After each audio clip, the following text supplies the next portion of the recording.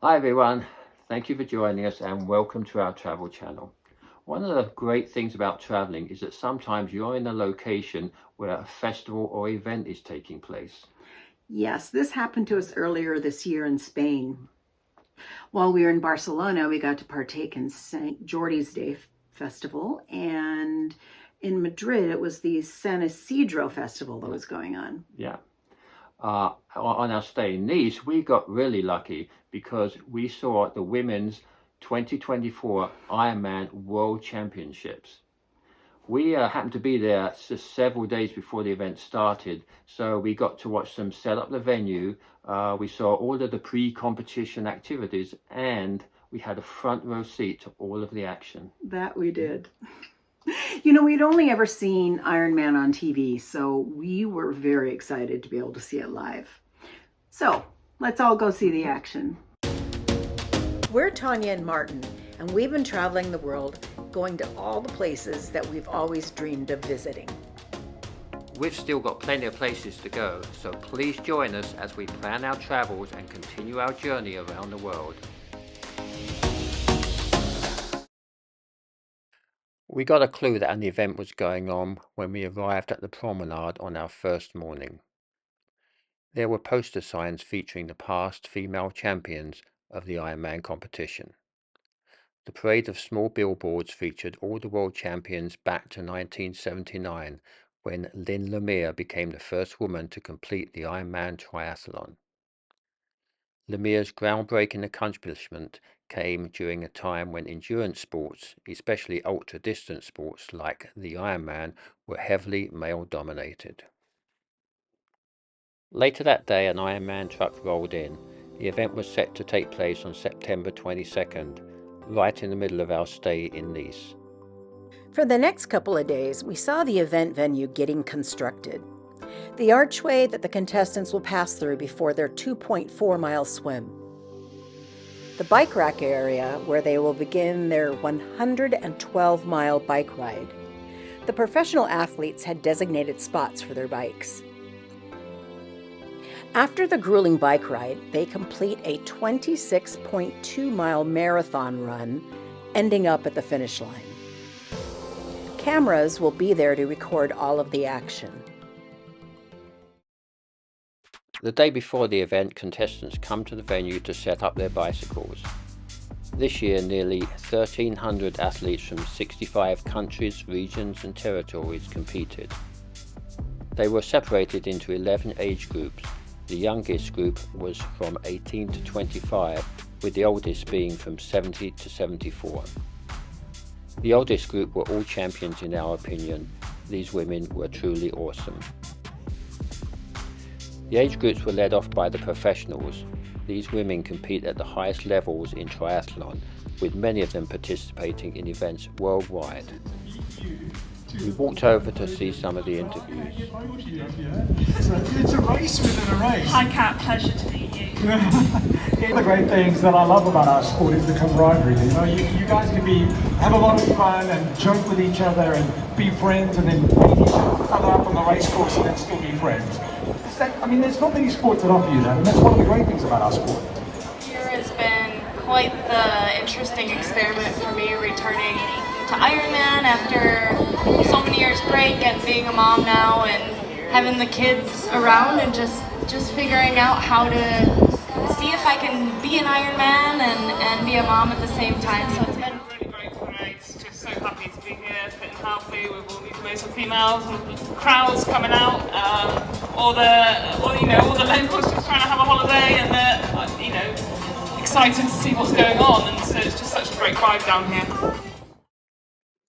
The professional women athletes all seem to know each other and appear to be part of a very special and supportive community, even though they compete vigorously against one another.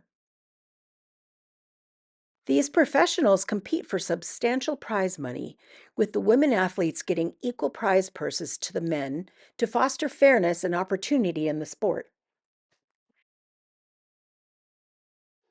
On event day, we got up early and made our way down to the promenade. The professional athletes were scheduled to take off at around 7:15 a.m. Yeah, it was still dark when we left the hotel. And when we got down there, we had several security checkpoints that we had to make our way through. Yeah. We finally made our way down onto the beach though, and we got a fairly close-up view to the start of the race. And here we are in Nice, the Côte d'Azur. We are in beautiful France.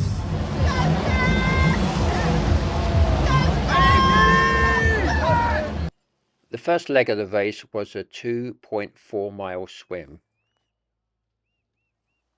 The professionals went off first, and the other 11 age groups were separated by about 10 minutes. We found it hard to believe that the women in one of these age groups ranged between 70 and 74.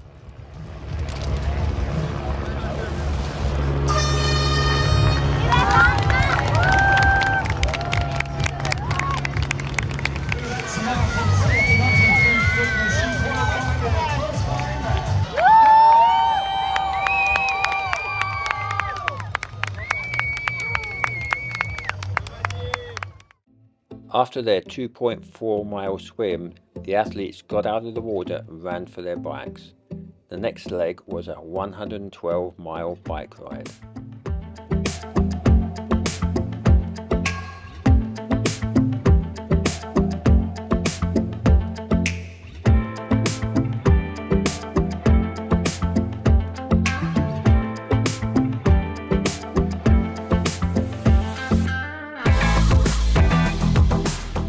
The bike course went through hillside villages and the coastline of surrounding Nice.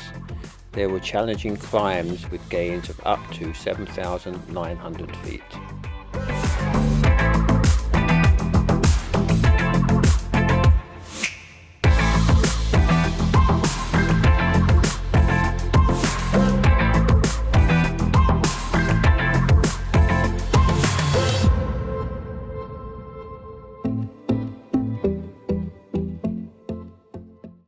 After a grueling 112-mile bike ride, they still have a 26.2-mile marathon to run.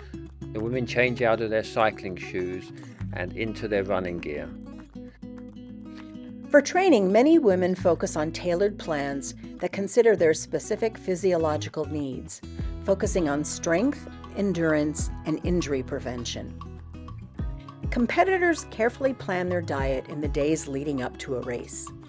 In the 2 to 3 days before race day, athletes focus on increasing their carbohydrate intake, a process known as carb loading. There is an extensive community of women coaches, trainers, and role models within the Ironman space.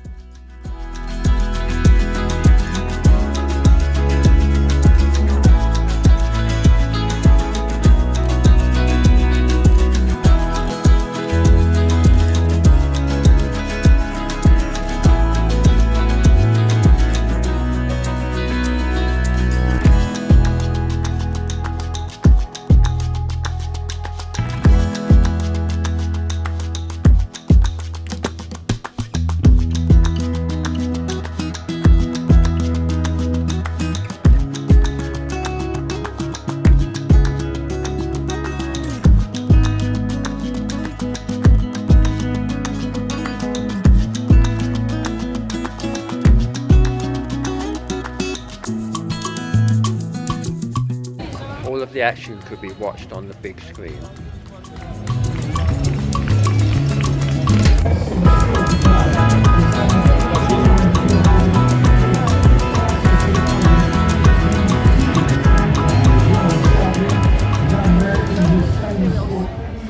At around 4 p.m, the leaders started to make their way towards the finish line.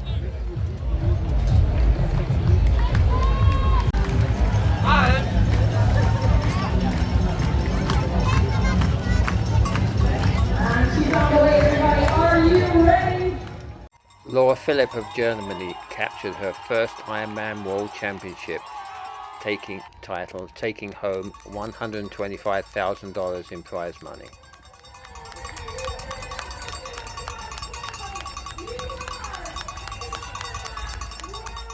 The race time was an astounding 8 hours and 45 minutes.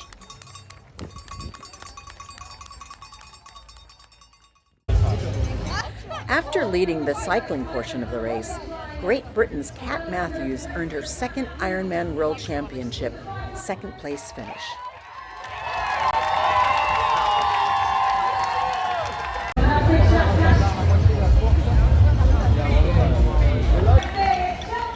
"2022 Ironman World Champion Chelsea Sodaro from the United States came in third position to make it onto the podium.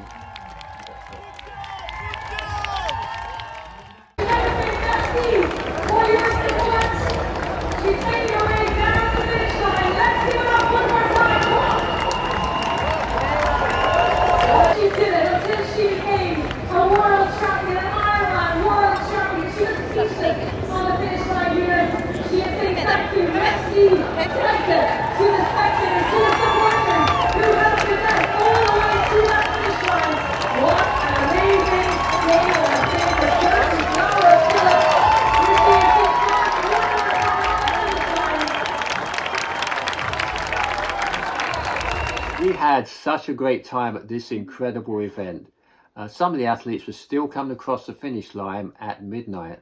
Yeah, I know. I don't know how they did it. No.